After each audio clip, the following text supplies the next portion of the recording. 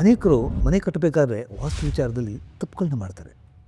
ಈ ತಪ್ಪುಗಳು ನಂತರ ಜೀವನದಲ್ಲಿ ಆರೋಗ್ಯ, ಹಣಕಾಸು, ಕುಟುಂಬ ನೆಮ್ಮದಿ ಮೇಲೆ ಪರಿಣಾಮ ಬೀರುತ್ತೆ ಅಂತ ವಾಸ್ತುವಿನಲ್ಲಿ ಹೇಳುತ್ತೆ. ಅವು ಯಾವುವು? ನಾನು ನಿಮಗೆ ವಿವರವಾಗಿ ಹೇಳ್ತೀನಿ. ಎಲ್ರಿಗೂ ಮನೆ ಕಟ್ಟುವಂಥ ಆಲೋಚನೆ ಬರೋದು ಸಹಜ. ನೂರಾರು ಕನಸು ಕಾಣ್ತಾ, ಹತ್ತಾರು ಆಲೋಚನೆಗಳು ಮಾಡ್ತಾ, ಸಿಕ್ಕವ್ರನ್ನೆಲ್ಲ ಐಡಿಯಾಗಳನ್ನು ಕೇಳ್ತಾ, ಅದರಲ್ಲೂ ತಲೆಗೆ ಹುಳ ಬಿಟ್ಕೊಂಡು ಮನೆ ಕಟ್ಟೋದು ಅಂದರೆ ಸುಮ್ಮನೆನಾ? ಅದು ನಮಗೆ, ನಮ್ಮ ಕುಟುಂಬಕ್ಕೆ ಒಳ್ಳೆಯದಾಗಲಿ, ನಮ್ಮ ಮುಂದಿನ ಪೀಳಿಗೆ ಅಲ್ಲಿಂದ ಶುರುವಾಗಲಿ ಅನ್ನೋದೇ ಎಲ್ಲರ ಆಸೆ ಅಲ್ವಾ? ಅದ್ರ ಜೊತೆಗೆ ವಾಸ್ತು ಮತ್ತು ಪ್ಲ್ಯಾನ್ ಹಾಕ್ಸೋದು ಏನು, ಎಲ್ಲಿ ಅನ್ನೋದು ಮನಸ್ಸಲ್ಲಿ ಸುಳಿಯುತ್ತೆ. ನಾವು ಆಯಾ ಬೇಕು ಅಂತ ಅನಿಸಿದ್ರೆ ಉತ್ತಮವಾದ ಪಂಡಿತರ ಬಳಿ ಹೋಗ್ತೀವಿ. ಇಲ್ಲ, ನನಗೆ ಒಂದು ಉತ್ತಮವಾದ ವಾಸ್ತು ಮತ್ತು ನಮ್ಮ ರಿಕ್ವೈರ್ಮೆಂಟು ಎಲ್ಲ ಫುಲ್ಫಿಲ್ ಆಗುವಂಥ ಪ್ಲ್ಯಾನ್ ಅಷ್ಟೇ ಸಾಕು ಅಂತ ಅನಿಸಿದ್ರೆ ಇಂಜಿನಿಯರ್ ಬಳಿ ಹೋಗ್ತೀವಿ. ಅಲ್ಲಿ ಹೋಗಿ ಒಂದು ಪ್ಲ್ಯಾನ್ ಹಾಕಿಸ್ತೀವಿ. ಆಗ ನಾವು ವಾಸ್ತುವಿನಲ್ಲಿ ಕೆಲವು ವಿಚಾರಗಳಲ್ಲಿ ಏನೇನು ತಪ್ಪುಗಳಿದೆ ಅನ್ನೋದು ಮನೆ ಕಟ್ಟೋಲ್ಲಿ ಗೊತ್ತಾಗಬೇಕು. ಹಾಗಾಗಿ ನಾನು ಇಂದು ವಾಸ್ತುವಿನಲ್ಲಿ ಏನೇನು ತಪ್ಪುಗಳಿದೆ ಅನ್ನೋ ವಿಚಾರವಾಗಿ ಒಂದು 10 ತಪ್ಪುಗಳನ್ನ ಮೆನ್ಷನ್ ಮಾಡಿ ನಿಮ್ಗೆ ಹೇಳ್ತಾ ಇದ್ದೀನಿ ಮತ್ತು ಅದರ ಪರಿಹಾರವನ್ನು ಸರಳವಾಗಿ ವಿವರಣೆಯೊಂದಿಗೆ ನಿಮ್ಮ ಮುಂದೆ ತರ್ತಾ ಇದ್ದೀನಿ. ಈ ವಿಡಿಯೋ ನೋಡಿ ಇಷ್ಟವಾದರೆ ಲೈಕ್ ಮಾಡಿ, ಶೇರ್ ಮಾಡಿ, ಸಬ್ಸ್ಕ್ರೈಬ್ ಮಾಡಿ. ಸ್ನೇಹಿತರೆ, ಈ ವಿಡಿಯೋನ ಶುರು ಮಾಡೋಕ್ಕಿಂತ ಮುಂಚೆ ಎಷ್ಟು ಜನ ವಾಸ್ತು ನಂಬ್ತೀರಾ ಅಥವಾ ನಂಬಲ್ಲ ಅನ್ನೋದು ನನಗೆ ಗೊತ್ತಿಲ್ಲ. ವಾಸ್ತು ನಂಬರು ಅಂತ ಇದ್ದರೆ ದಯವಿಟ್ಟು ಕಮೆಂಟ್ಸ್ನಲ್ಲಿ ಎಸ್ ಅಂತ ಕಳಿಸಿ, ನಂಬಲ್ಲ ಅಂತಿದ್ದರೆ ನೋ ಅಂತ ಕಳಿಸಿ. ಯಾಕೆ ಅಂದರೆ ನಾನು ಮುಂದಿನ ವೀಡಿಯೋ ಯಾವ ರೀತಿ ಮಾಡಬೇಕು, ನಿಮ್ಗೆ ಯಾವ ರೀತಿ ನನ್ನ ಸಲಹೆಯನ್ನು ನೀಡಬೇಕು ಅನ್ನೋದು ನನಗೂ ಗೊತ್ತಾಗಬೇಕಲ್ವ. ಹಾಗಾಗಿ ನಿಮ್ಮ ಕಮೆಂಟ್ಸ್ಗೋಸ್ಕರ ನಾನು ಕಾಯ್ತಾ ಇರ್ತೀನಿ.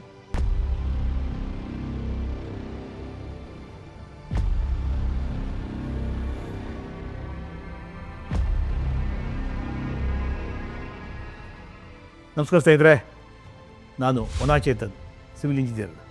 ನಮ್ಮ ಕಮಲಾಸ್ ಯೂಟ್ಯೂಬ್ ಚಾನಲ್ಗೆ ಸ್ವಾಗತ. ಬನ್ನಿ, ವಾಸ್ತುವಿನಲ್ಲಿ ಆ ತಪ್ಪುಗಳು ಏನೇನು ಅಂತ ಒಂದೊಂದಾಗಿ ನೋಡೋಣ.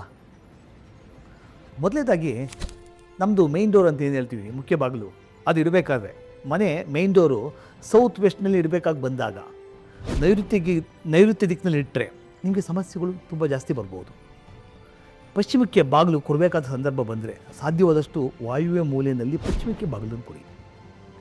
ದಕ್ಷಿಣಕ್ಕೆ ಕೊಡಬೇಕಾಗಿ ಬಂದರೆ ಆಗ್ನೇಯ ದಿಕ್ಕಿನಲ್ಲಿ ದಕ್ಷಿಣಕ್ಕೆ ಬಾಗಿಲನ್ನ ಇಡಿ.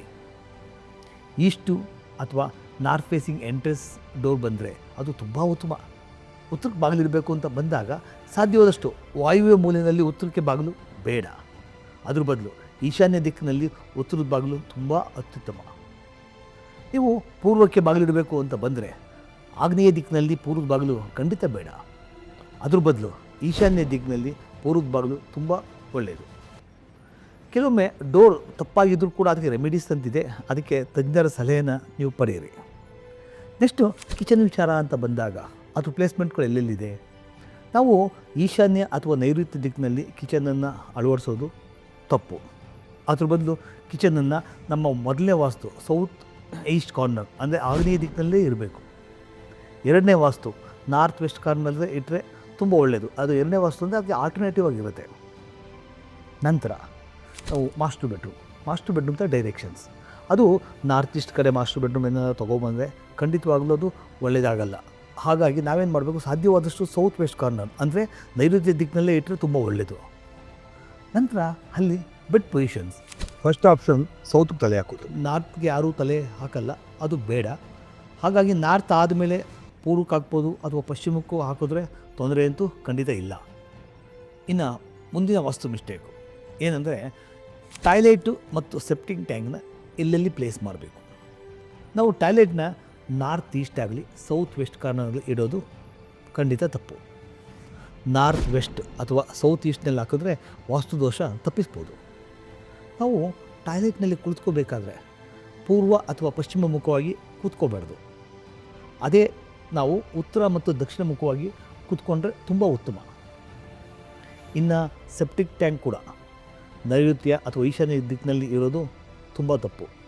ಅದನ್ನು ನಾವು ಏನು ಮಾಡಬೇಕಾಗುತ್ತೆ, ವಾಯುವ್ಯ ಅಥವಾ ಆಗ್ನೇಯ ದಿಕ್ಕಿನಲ್ಲಿ ಪ್ಲೇಸ್ ಮಾಡಿದ್ರೆ ತುಂಬ ಒಳ್ಳೆಯದು. ಮುಂದೆಯದು ಪೂಜಾ ರೂಮನ್ನು ನಾವು ಸ್ಟೇರ್ಕೇಸ್ ಕೆಳಗಡೆ ಅಥವಾ ಬೆಡ್ರೂಮ್ ಕಾರ್ನರ್ ಹಾಕೋದು ತುಂಬ ತಪ್ಪು. ದೇವ್ರ ಕೋಣೆಯನ್ನು ಸಾಧ್ಯವಾದಷ್ಟು ನಾರ್ತ್ ಈಸ್ಟ್ ಕಾರ್ನರ್ ಅಥವಾ ಬ್ರಹ್ಮಸ್ಥಾನ ಅಂದರೆ ಮನೆಯ ಸೆಂಟ್ರ್ ಭಾಗದಲ್ಲಿ ಇಟ್ಟರೆ ತುಂಬ ಒಳ್ಳೆಯದು. ಕೆಲವೊಮ್ಮೆ ಪೂರ್ವ ಅಥವಾ ಉತ್ತರಕ್ಕೆ ಬಾಗಿಲು ಬೇಕು ಅಂತಂದರೆ ಹಾಲ್ನಲ್ಲಿ ಅಂದರೆ ಲಿವಿಂಗ್ ಹಾಲ್ನಲ್ಲಿ ಅನುಕೂಲವಾಗುತ್ತೆ, ಬೇರೆ ದಿಕ್ಕಿನಲ್ಲೂ ಕೂಡ ಇಡ್ಬೋದು. ಮುಂದದು ಸ್ಟೇರ್ಕೇಸ್. ಅದರಲ್ಲಿ ಏನು ಮಿಸ್ಟೇಕ್ ಮಾಡ್ತೀವಿ ಅಂತಂದರೆ ಸ್ಟೇರ್ಕೇಸ್ನ ನೈಋತ್ಯ ಅಥವಾ ಈಶಾನ್ಯ ತುದಿ ಮೂಲೆಯಿಂದ ಬರಬಾರ್ದು. ಅಲ್ಲಿಂದ ಮೆಟ್ಲು ಹತ್ತಿದಾಗ ಒಳ್ಳೆಯದೇ, ಆದರೆ ನಾವು ಅದೇ ಮೆಟ್ಲಲ್ಲಿ ಇಳಿಬೇಕಾಗಿರೋದ್ರಿಂದ ವಾಸ್ತು ಏನಿರುತ್ತೆ ಅಂದರೆ ಅಲ್ಲಿ ಏನೇ ಹತ್ತಿ ಬಂದರೂ ಅಂದರೆ ಏನೇ ಮನೆಗೆ ಬಂದ್ರೂ ಕೂಡ ಉಳಿಯೋದಿಲ್ಲ ಅಂತ ವಾಸ್ತು ಹೇಳುತ್ತೆ. ಆಂಟಿ ಕ್ಲಾಕ್ ವೈಸ್ ಸ್ಟೇರ್ಕೇಸ್ ಮಾಡೋದ್ರಿಂದ ಹಣಕಾಸಿನ ತೊಂದರೆ ಬರ್ಬೋದು ಅಂತೂ ಕೂಡ ವಾಸ್ತು ಹೇಳುತ್ತೆ. ಸ್ಟೇರ್ಕೇಸ್ನಲ್ಲಿ ಮೊದಲ ಮೆಟ್ಲು ಯಾವಾಗಲೂ ಪೂರ್ವದಿಂದ ಪಶ್ಚಿಮ ಅಥವಾ ಉತ್ತರದಿಂದ ದಕ್ಷಿಣಾಭಿಮುಖವಾಗಿ ಹತ್ತಿದ್ರೆ ತುಂಬ ಉತ್ತಮ ಅಂತ ಕೂಡ ಹೇಳುತ್ತೆ. ನಮ್ಮ ಮುಂದಿನ ಮಿಸ್ಟೇಕು ರೋಡಿಟ್ಸ್. ತಜ್ಞರ ಸಲಹೆ ಇಲ್ಲದೆ ರಸ್ತೆ ಹೊಡ್ತಾ ಇರುವಂತಹ ಸೈಟ್ ಆಗಲಿ ಮನೆ ಆಗಲಿ ಖರೀದಿ ಮಾಡೋದು ತಪ್ಪು. ಮನೆ ಇರುವ ಸ್ಥಳದಲ್ಲಿ ಒಂದು ರಸ್ತೆ ಅಥವಾ ಆಪೋಸಿಟ್ ನೇರವಾಗಿ ಬಂದು ಹೊಡೆದ್ರೆ ಅದು ನಮ್ಮ ಮುಖ್ಯ ದ್ವಾರ ಆಗ್ಬೋದು, ಸೈಟನ್ನಾಗ್ಬೋದು, ಎದುರುಗಡೆ ಬಂದರೆ ಅದನ್ನು ರೋಡಿಟ್ ಅಂತ ಹೇಳ್ತೀವಿ. ಕೆಲವೊಬ್ಬರು ವಿಧಿಶೂಲ ಅಂತ ಹೇಳ್ತಾರೆ. ಅದು ಟಿ ಆಕಾರದಲ್ಲಿ ಬರುತ್ತೆ, ಕೆಲವೊಂದು ಸರಿ ವೈ ಆಕಾರದಲ್ಲೂ ಕೂಡ ಬರುತ್ತೆ. ಅದರಲ್ಲಿ ಏನಂದರೆ ಆ ರಸ್ತೆ ನೇರವಾಗಿ ಬರೋದ್ರಿಂದ ರಸ್ತೆ ಶಕ್ತಿ ಮತ್ತು ಅದರಲ್ಲಿ ವೆಹಿಕಲ್ ಮೂಮೆಂಟ್ಸ್ ಇರುತ್ತಲ್ಲ ಅದು ನೇರವಾಗಿ ಅದರ ಸ್ಪೀಡು ತುಂಬ ಜಾಸ್ತಿ ಇರೋದ್ರಿಂದ ಮನೆಗೆ ಅದು ಒಳ್ಳೆಯದಾಗಲ್ಲ. ಅಂದರೆ ಎಲ್ಲ ಮೂಲೆಯೂ ಅದೇ ರೀತಿ ಇರಲ್ಲ, ಒಂದೊಂದು ಮೂಲೆ ಯಾವ ಮೂಲೆಯಲ್ಲಿ ಹೊಡಿತಾ ಇದೆ ಅನ್ನೋದ್ರ ಮೇಲೆ ಡಿಪೆಂಡ್ಸ್ ಆಗುತ್ತೆ. ಇದರಲ್ಲಿ ಒಳ್ಳೆಯದು ಕೂಡ ಇದೆ, ಕೆಟ್ಟದ್ದು ಕೂಡ ಇದೆ, ಜೊತೆಗೆ ಪ್ರತಿಯೊಂದಕ್ಕೂ ಪರಿಹಾರವೂ ಕೂಡ ಇದೆ. ಹಾಗಾಗಿ ಆ ಸೈಟನ್ನು ಪರ್ಚೇಸ್ ಮಾಡಬೇಕಾದ್ರೆ ಸಾಧ್ಯವಾದಷ್ಟು ತಜ್ಞರ ಸಲಹೆ ಪಡೆಯಿರಿ. ನಂತರ ಬ್ರಹ್ಮಸ್ಥಾನ ಅಂತ ಹೇಳ್ತೀವಿ. ಆ ಬ್ರಹ್ಮಸ್ಥಾನವನ್ನು ನಾವು ಬ್ಲಾಕ್ ಮಾಡೋದು ತುಂಬ ತಪ್ಪು. ಅದು ಮನೆ ಮಧ್ಯಭಾಗ ಬರುವಂಥ ಬ್ರಹ್ಮಸ್ಥಾನದಲ್ಲಿ ಬೋರ್ವೆಲ್ ಆಗಲಿ, ಪಿಲ್ಲರ್ಸ್ ಆಗಲಿ, ಹೆವಿ ಲೋಡೆಡ್ ಐಟಮ್ಗಳನ್ನ ಹಾಕಬಾರ್ದು. ಸಾಧ್ಯವಾದಷ್ಟು ಓಪನ್ ಇದ್ದರೆ ತುಂಬ ಒಳ್ಳೆಯದು. ಆ ಜಾಗದಲ್ಲಿ ಅಂದರೆ ಬ್ರಹ್ಮಸ್ಥಾನದಲ್ಲಿ ಪೂಜಾ ಅಳವಡಿಸಿ, ಅಥವಾ ಮೇಲುಗಡೆ ಟಾಪ್ನಲ್ಲಿ ಸ್ಕೈಲೈಟ್ ಅಂತ ಏನು ಬರುತ್ತೆ ಅಲ್ಲಿ ಪಿರಮಿಡ್ ರೂಫನ್ನು ಅಳವಡಿಸಿದ್ರೆ ಮಧ್ಯಾಹ್ನ 12 ಗಂಟೆ ಸಮಯದಲ್ಲಿ ಬರುವಂಥ ಬಿಸಿಲು ತುಂಬ ಒಳ್ಳೆಯದು, ಮನೆಗೆ ಏಳಿಗೆ ಆಗುತ್ತೆ ಅಂತ ವಾಸ್ತು ಹೇಳುತ್ತೆ. ನಂತರ ಓವರ್ ಹೆಡ್ ಟ್ಯಾಂಕು ಮತ್ತು ಸಮ್ ಟ್ಯಾಂಕು, ಅದನ್ನು ಪ್ಲೇಸ್ಮೆಂಟು ಎಲ್ಲಿ ಇಡಬೇಕು ಅನ್ನೋದ್ರ ಬಗ್ಗೆ ಹೇಳ್ತೀನಿ. ಈ ಈಶಾನ್ಯ ಮತ್ತು ವಾಯುವ್ಯ ಆಗ್ನೇಯದಲ್ಲಿ ಓವರ್ ಹೆಡ್ ಟ್ಯಾಂಕನ್ನು ಇಡೋದು ತುಂಬ ತಪ್ಪು. ಯಾಕೆಂದರೆ ಹೆವಿ ವೆಯ್ಟ್ಗಳು ಯಾವಾಗಲೂ ಎಲ್ಲಕ್ಕಿಂತ ತುಂಬ ಎತ್ತರದಲ್ಲಿರಬೇಕು. ಹಾಗಾಗಿ ನಾವು ಸಾಧ್ಯವಾದಷ್ಟು ಓವರ್ ಹೆಡ್ ಟ್ಯಾಂಕನ್ನು ನೈಋತ್ಯ ದಿಕ್ಕಿನಲ್ಲೇ ಇಡಬೇಕು. ಇನ್ನು ಸಮ್ ಟ್ಯಾಂಕ್, ಅದನ್ನು ನೈಋತ್ಯ, ವಾಯುವ್ಯ, ಆಗ್ನೇಯ ದಿಕ್ಕಿನಲ್ಲಿ ಇರೋದು ಖಂಡಿತ ತಪ್ಪು. ಖಾಲಿ ಜಾಗದಲ್ಲಿ ಅಥವಾ ಎಲ್ಲಕ್ಕಿಂತ ತುಂಬ ಹಳದಲ್ಲಿ ಅಂದರೆ ನಾವು ನಾರ್ತ್ ಈಸ್ಟ್ ಕಾರ್ನರ್ನಲ್ಲಿ ಸಂಪಿಟ್ರೆ ತುಂಬ ಒಳ್ಳೆಯದು. ನಾವು ಒಂದು ತಿಳ್ಕೋಬೇಕು, ಯಾವಾಗಲೂ ಭೂಮಿನಲ್ಲಿ ನೀರಿನ ಹರಿವಿರುತ್ತಲ್ಲ ಅದು ನೈಋತ್ಯದಿಂದ ಈಶಾನ್ಯ ಕಡೆನೇ ಹರಿಯೋದು. ಆದ್ದರಿಂದ ಆ ದಿಕ್ಕುಗಳಲ್ಲಿ ಸಂಪು ಮತ್ತು ಓವರ್ ಹೆಡ್ ಟ್ಯಾಂಕ್ ಇಟ್ಟರೆ ನಮ್ಮದು ವಾಟರ್ ಫ್ಲೋ ಅಂತ ಏನು ಹೇಳ್ತೀವಲ್ಲ ಅದು ಸಾಮಾನ್ಯ ವೇಗಕ್ಕಿಂತ ಜಾಸ್ತಿ ಹರಿಯುತ್ತೆ. ಅದಲ್ಲದೆ ಮನೆಯಲ್ಲಿ ಒಂದು ಪಾಸಿಟಿವ್ ಎನರ್ಜಿ ಕ್ರಿಯೇಟ್ ಮಾಡುತ್ತೆ, ಮನೆಗೆ ತುಂಬ ಒಳ್ಳೆಯದಾಗುತ್ತೆ ಅಂತ ವಾಸ್ತುದಲ್ಲಿ ಹೇಳುತ್ತೆ. ನಮ್ಮ ಮುಂದಿನ ಮತ್ತು ಕಡೆ ವಾಸ್ತು ಮಿಸ್ಟೇಕ್ಸ್ ಏನಂದರೆ ನಿವೇಶನದ ಅಳತೆ ಮತ್ತು ಸ್ಲೋಪು.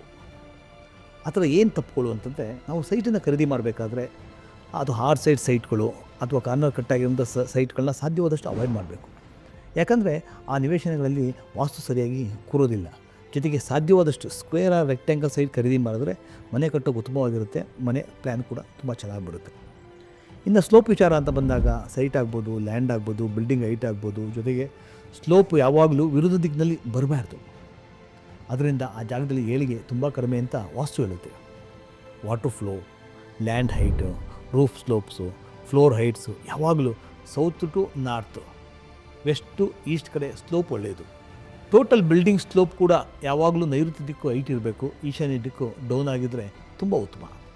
ಸ್ನೇಹಿತರೆ, ಎಲ್ಲ ಮನೆಗಳು ವಾಸ್ತು ಪರ್ಫೆಕ್ಟ್ ಆಗಿರಲ್ಲ, ಹಾಗಂತ ಡೆಮಾಲಿಷನ್ ಮಾಡಬೇಕು ಅಂತೇನಿಲ್ಲ. ಅದಕ್ಕೆ ಕೆಲವೊಂದು ರೆಮಿಡೀಸ್ ಇದೆ, ಅದನ್ನು ಬಳಸ್ಬೋದು. ವಾಸ್ತು ಯಂತ್ರ, ಮಿರರ್ಸು, ಕೆಲವೊಂದು ಬಣ್ಣಗಳಲ್ಲಿ ಮತ್ತು ಇಂಟೀರಿಯರ್ ಅಡ್ಜಸ್ಟ್ಮೆಂಟ್ಗಳಲ್ಲಿ ಈ ಪ್ರಾಕ್ಟಿಕಲ್ ವಾಸ್ತು ಅಂದರೆ ಮಾಡರ್ನ್ ಡಿಸೈನು, ಟ್ರೆಡಿಷನಲ್ ನಂಬಿಕೆಗಳ ಬ್ಯಾಲೆನ್ಸ್ ಮಾಡೋದು ಅಂತ ಹೇಳ್ತೀವಿ. ಅದನ್ನು ನಾವು ಎಲ್ಲವನ್ನು ಬಳಸಿ ಪ್ರತಿಯೊಂದನ್ನು ಸರಿ ಮಾಡ್ಬೋದು. ಮನೆ ಕಟ್ಟಬೇಕಾದ್ರೆ ಮಾಡುವಂಥ 10 ವಾಸ್ತು ತಪ್ಪುಗಳೇನು ಅಥವಾ ಪರಿಹಾರಗಳೇನು ಎಲ್ಲವನ್ನೂ ನೋಡಿದ್ದೀರ. ನೀವು ನಿಮ್ಮ ಮನೆಯಲ್ಲಿ ಯಾವ ತಪ್ಪುಗಳಿದೆ ಅದನ್ನು ಒಮ್ಮೆ ಚೆಕ್ ಮಾಡಿಸ್ಕೊಳ್ಳಿ ಮತ್ತು ಸರಿಪಡಿಸ್ಕೊಳ್ಳಿ. ಏಕೆಂದರೆ ಈ ವಾಸ್ತು ವಿಚಾರ ತುಂಬ ಜನ ತಪ್ಪುಗಳಂತ ಮಾಡಿರ್ತಾರೆ. ನೀವು ಈ ವಿಡಿಯೋಗಳಿಗೆ ಲೈಕ್ ಮಾಡಿದರೆ ಮತ್ತು ಶೇರ್ ಮಾಡಿದ್ರೆ ಖಂಡಿತವಾಗೂ ತುಂಬ ಜನಗಳಿಗೆ ತಲುಪುತ್ತೆ, ತುಂಬ ಜನರಿಗೆ ಹೆಲ್ಪ್ ಕೂಡ ಆಗುತ್ತೆ. ಹಾಗಾಗಿ ಈ ವಿಡಿಯೋ ನಿಮ್ಗೆ ಇಷ್ಟವಾಗಿದ್ದರೆ ಲೈಕ್ ಮಾಡಿ, ಶೇರ್ ಮಾಡಿ, ನಮ್ಮ ಕಮಲಾಸ್ ಯೂಟ್ಯೂಬ್ ಚಾನಲನ್ನು ಸಬ್ಸ್ಕ್ರೈಬ್ ಮಾಡಿ. ಮುಂದೆ ನಾವು ಇನ್ನೂ ಉತ್ತಮ ಮಾಹಿತಿಯೊಂದಿಗೆ ಸಿಗೋಣ. ಅಲ್ಲಿಯವರೆಗೂ ಎಲ್ಲರಿಗೂ ಧನ್ಯವಾದಗಳು.